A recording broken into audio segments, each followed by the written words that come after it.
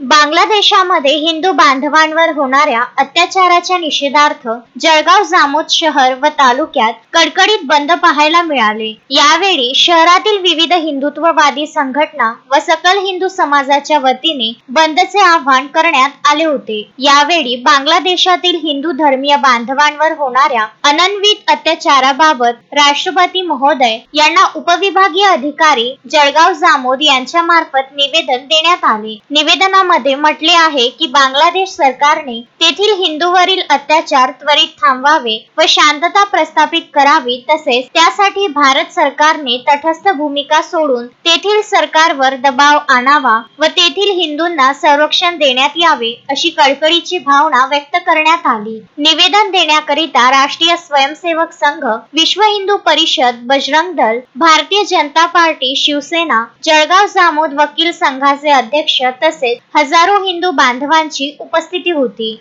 Manish Tade, Vidarbha news, Jalgaon Jamod.